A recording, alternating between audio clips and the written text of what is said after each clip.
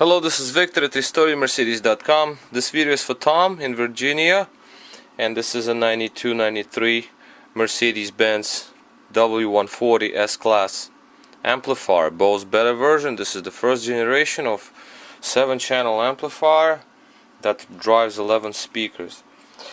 Now, first I'm going to test the amplifier just to show how it works, and then I'm going to show the rest.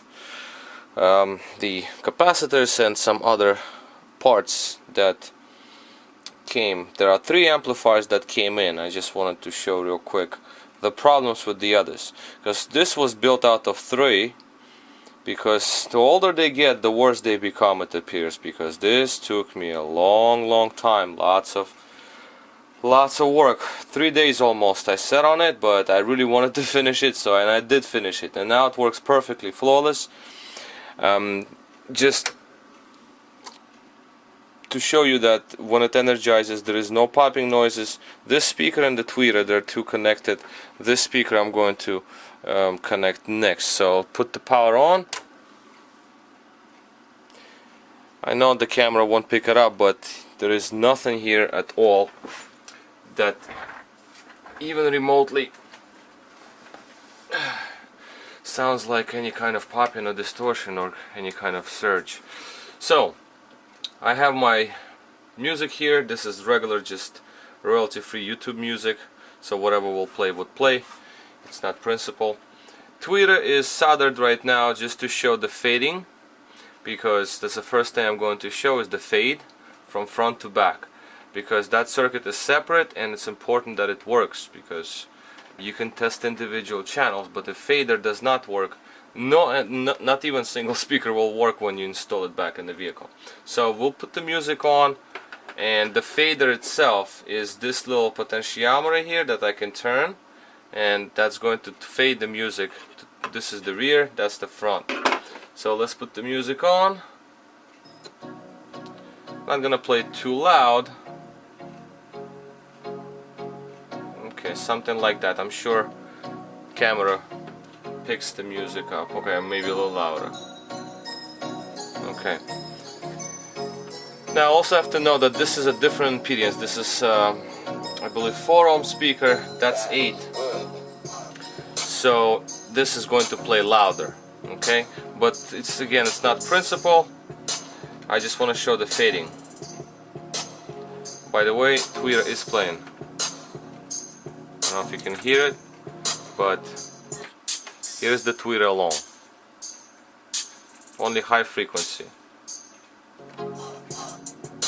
When I fade to the back, tweeter will no longer play. So rear speaker is coming on.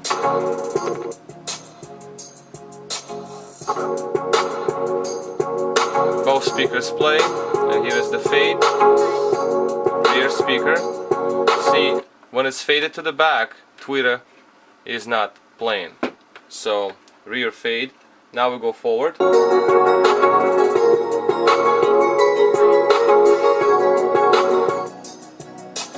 That's the forward fade.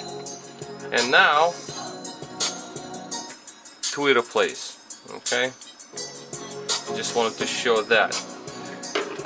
Now the next test will be let me unsolder this tweeter, because I don't want it to be here for this test.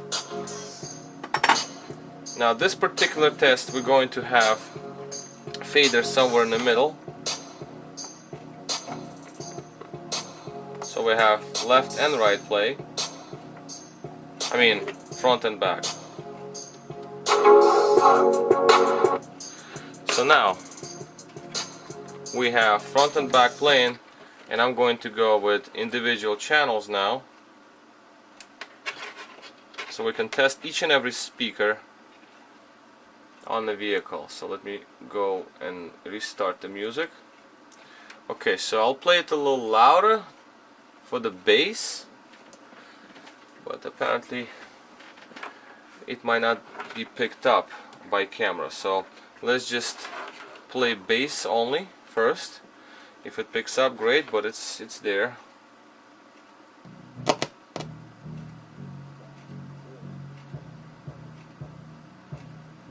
That's one woofer. That's the second woofer. So you have 4 woofers in the rear deck, and obviously when impedance drops, then they will play louder. And right now it's very hard because it's 8 ohms. Totally mismatched speaker to this, but for testing purposes it's okay. So you heard woofers. Now let's go to, let me just play it a little quieter. Let's go to rears. That's one of the rears.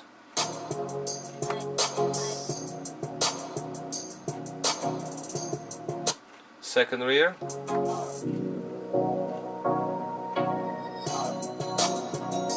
Fronts. Now there is different tuning, front and rear, so, and actually also there is different volumes. So it's the way the Mercedes is tuned. Again, these were fronts, rears. Rears are small. They're like, I don't know, 2.5 inches or so, just mid-range. And they're installed in rear doors, tiny little speakers. Fronts are large. This is size of 6.5, and they're 2 ways. So therefore there is full pass to the fronts, and rears are a little louder, just to overcompensate, I believe. Again, I did not design this amplifier, but that's what it appears to be. So as you can see,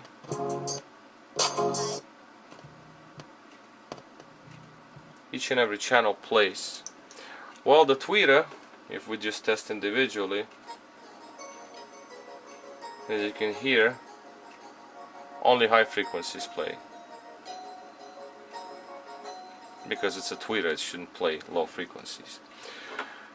Okay, so this amp is going to remain on the bench another night just to make sure everything is good with this motherboard.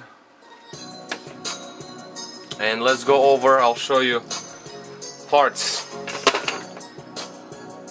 the works.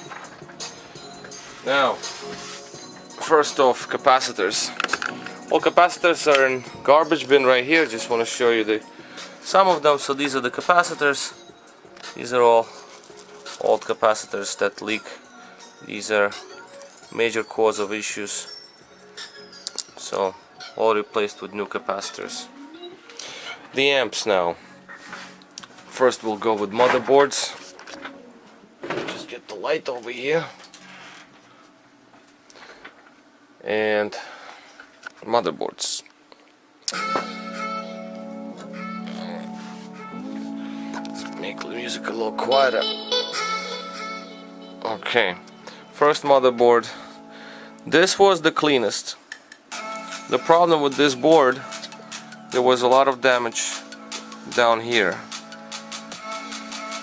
As you can see, I tried to fix it up, clean it up, flux it all over, resolder it, and then also there was a lot of leak that went through the board on the other side and basically damaged the lines here.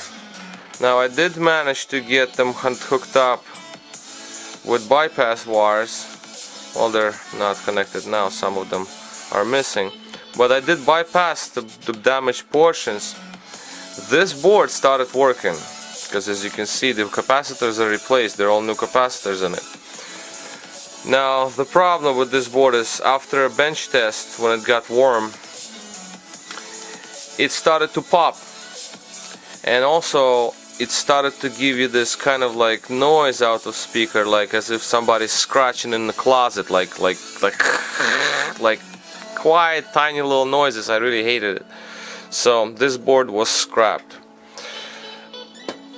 Second board has lots of acid, and I don't think this would have been a good idea to even try to work with this board because it's just way too much. Now if you look closely, I'll try to zoom on it. As you can see, the damped areas, that's just straight acid. It's like a puddle. It just goes all over. See over here, it's just all acid. All of this, that's a little bit of a flux over there, but The rest is all acid. This is just way too much. It went through board. There is damage under the chips over here, just black areas, so this is bad. So I figured if that board was the cleanest and it gave me so much problems and it at the end didn't work, so there's another area here, so I certainly do not want to use this board. The board that's currently in the amp, that was the third board. This one had blown, like completely missed and exploded capacitor, but the rest, as you can see, it's relatively well. So all of these chips I resoldered.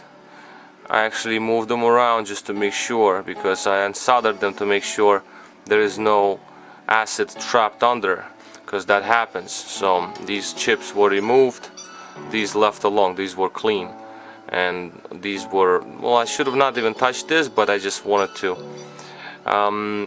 The diode was blown, capacitors over here, see that was blown. So anyway, that's my fader over there. The boards is a separate story. This is the worst looking board here, because this is the only one that I could salvage that actually started working. The other ones I could have probably fixed, but it would have taken even longer time. So see, like this board, I tried to work on it. I just put on dead on it because it is indeed dead. It's just like completely dead. Its IC is dead, and that was the center channel. Now it looks really clean, but something really happened with these clean boards. Something happened to the amp itself, because most of them don't work at all. I mean, it's just like burnt up hard, and that's a mystery to me. I mean, I do see a mark here from acid, of course, right here. See this black mark? So that is the acid. So that is not good. So I didn't want to spend a lot of time on this, and sometimes when you spend a lot of time, it still does not work out. Let's take this for example. This one has clear acid right over here, as you can see, black. That is a lot of acid right here. That's just bad. So I don't want to even use this board for anything, because that's just too much. Once you start soldering, all of these metal pieces, all of these metal lines, they just completely disintegrate. So when there is a lot of acid, and as you can see, some sort of residue over here too. So that's another one. Let's take another one. Let's say this one, right? So this one, come on, focus. It looks decently well, but this has the water damage. Actually, as you can see, there is rust. This is not acid, this is straight rust. And on the legs over there, on the chip right down in here, you can see rust. So not good. Over here you can see some residue, this black residue. I don't know if it's rust, if it's acid, if whatever it is. Obviously not wasting time on this one. This one, for example, this one I got plain. As you can see, even though it was all burnt up, but I had to do something, so I just actually reran bypasses, and it played, but it started popping, so I scrapped it as well. It starts popping when you put it on and off. This one just no good. So this one, I believe, chips are blown, the capacitors are blown, those capacitors are blown, no good either, and so forth and so on. I mean, this one has a lot of acid damage. I tried soldering and it just falls apart. This is you know, like I said, I picked best ones, and basically all of the rest, they're like that. So, you know, this one is all open because I wanted to do something with it, but I did not do it. This one looks clean. Again, clean boards, something really drastic happened. They just, none of them played. I think only one worked, and I used it because it was so clean. But they're basically all dead. I think there was a power surge on that amp or something. This one has the black line also. Well, loud noise it says on it. Oh yeah, this one is whistling. So it's crazy whistle. I remember this one now. And now this one. No, this one is the water damage one. As you can see, right here, this isn't acid, this is water. So I don't know how it got in there. Maybe the car was at the salvage yard and the trunk was open or something. Now here is acid over here. There's like black marks. That's already acid. That's from capacitor. So, and over on the bottom here, there's black marks on solder points. That's bad. And basically they're all like that, you know. Even though they look fine, but they don't work. So instead of fixing the dead chips, this, that, capacitors, tiny little parts, diodes, I just picked the best boards that I actually could be rejuvenated, more or less. And this one is also open. See what happened with this one. This one, yeah, I tried to work it. Maybe this one it pops also, I don't know. Well, again, I mean, basically none of these are of any use. They're all pretty much dead, because I would have kept these clean ones. It would have saved me so much time, but they don't play, they don't work. So, and it says number 3. That's a woofer. Woofers, subwoofers, for some reason they just go bad first. So now going back to this amp. So basically we're all ready to go here. It's late at night now, so motherboard. Okay. Alright, stop. Alright, so now this one, the motherboard is actually pretty good. This one had minimal damage on the volume controllers. The capacitors didn't leak much. So the only thing is it had blown capacitors in there. It's completely in pieces. It just split open. But other than that, it's actually the best board out of them all. It's relatively clean, as you can see from the color. There is no haze to it, anything. There is no really residue of acid floating around. As you can see, these parts right here that usually are all black, these are not, which is great. You see they're nice and shiny here. That's very encouraging. And nothing was under the chips. The only thing is the damage was there, but I fixed it all up. So far this board, I really like this board. It just worked out well, as long as the damage is repaired. So damage is repaired, so now this board is ready to go, and it plays well. All of these channels, like I said, these are the best I picked, the ones that played, and all the capacitors are done and hot glue to capacitors just like factory. You know, it's not extremely necessary, but I still put hot glue around capacitors like factory does. I will also put some hot glue on these just to prevent them from moving, although they will not, but still I like that. And whatever you see here, that's flux. It's non-conductive, so let it be, nothing's gonna happen. And that's basically going to cover it all. I mean, I know it's a long video, but this was not your average amp repair. This took me, like I said, almost 3 days. And it's like close to 1 AM in the morning right now, but I need to finish this because I have my other things on the agenda, so this has to be done. So this is all. Well, let's see, what can we do? Oh, yeah, well, basically, let's see if I can power this up one more time. It's powered up, and let's play something.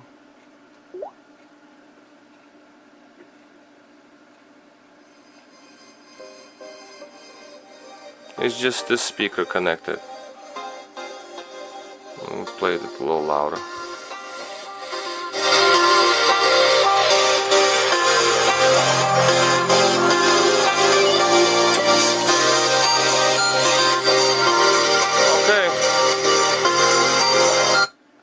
Alright, so this is all for now. This is Victor at RestoreYourMercedes.com. Thank you for watching. This is again a long video, but wanted to cover this all in depth because this took a while.